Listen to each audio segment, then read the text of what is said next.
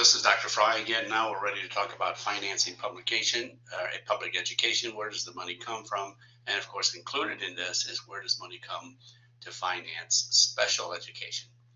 Now, special education, on average, national average, it costs double to educate a child with a disability as compared to a child who does not have a disability. So we're talking about a lot of money that goes into special education to finance educating students with disabilities. And about 14% of the typical school population are students with IEPs, which means that they require some type of specialized programming, related services to address their special ed needs. Okay, our slide. Most funding for public education comes from tax levies on real estate, real property. And that can be vacant property, it can have a business on it, it can have a shopping center, mall on it, it can be a single family home, it can be a condominium, it can be apartments, whatever the case, but all property is taxed by governmental agencies. And by that I mean that school districts are legal entities that are empowered to levy taxes.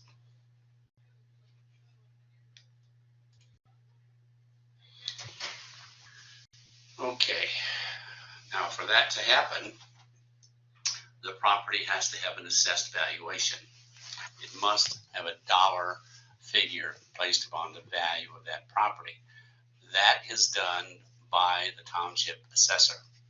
Counties are made up of multiple townships. Each township hires an assessor who's properly certificated to assess the real estate in that township. It's a full-time position, probably one of the most hated positions that of people that are hired to work in the government, because no one wants their property assessed valuation to go up, because as that assessed valuation goes up, your taxes go up as well. So we have tax levy, which is levied on the assessed valuation of the property. So we're starting now to look at the formula. It's a pretty simple formula.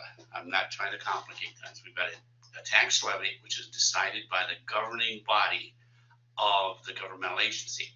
And for school districts, that's the school board. A 7-member school board decides on what the levy is going to be, and that's a dollar amount per $1,000 value of assessed valuation of the properties. And obviously, properties are worth more than $1,000, so it's that tax levy times the many $1,000s of assessed valuation of the property.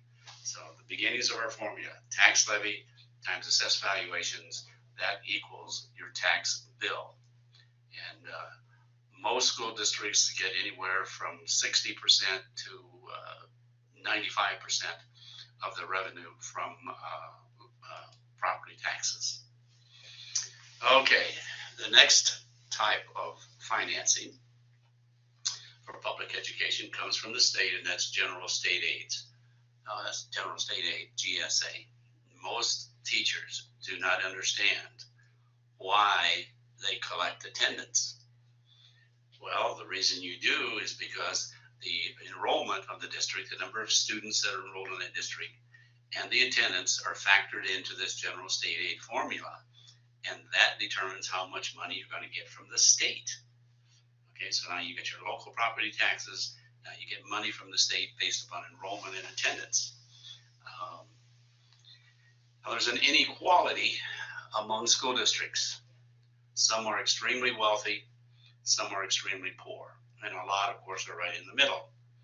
And that, again, is that it's all about the property within that. Not every school district has a beautiful Yorktown shopping center, or a Oak Brook mall, or a high-rise office building, or a Commonwealth Edison nuclear generating plant. Some school districts have a whole lot more money. Some districts have houses that are $500,000, $800,000, $1 million or more.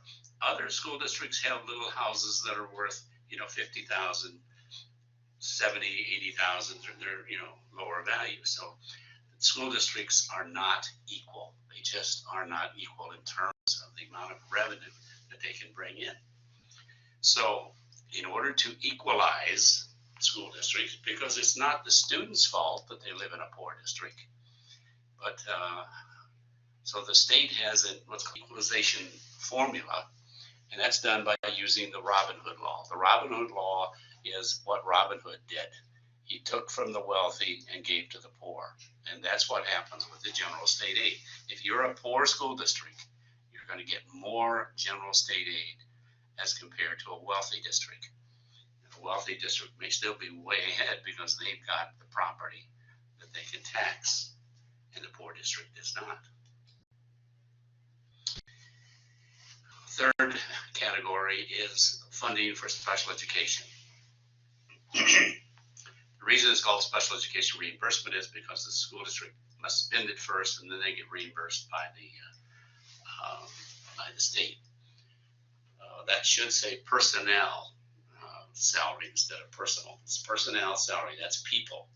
So a portion of the salary for anyone who spends 50% or more of their time with students with disabilities, we get dollars, that applied toward their salary from the state.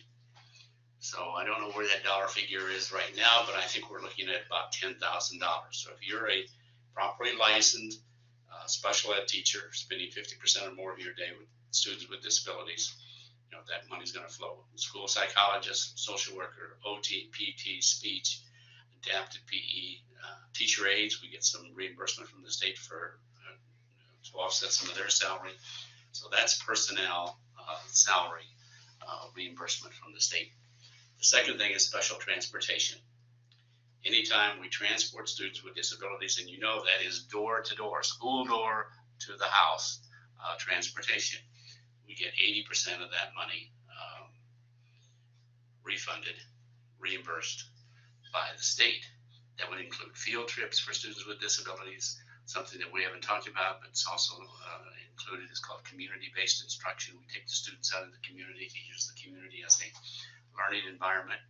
We get 80% of all of that money returned. And again, the reason we have the special ed reimbursement is the high cost of educating students with disabilities. If your school district is spending $14,000 to educate a non-disabled student, they're spending $28,000 to educate a student with a disability. That's on average. So here's the formula. It's the tax levy times the assessed valuation. There's your property tax. Then we get the GSA. That's the general state aid from the state of Illinois. Plus we get the special education reimbursement, which is from the state of Illinois, and that equals revenue to a school district. Those are the three main sources of revenue to any school district: property taxes, state aid based on enrollment and attendance, and special ed reimbursement, which is of course based upon employees that are working in the district with students with disabilities. So thank you very much. I hope this makes some sense to you, and we will see when we come around to exam time. Thank you very much.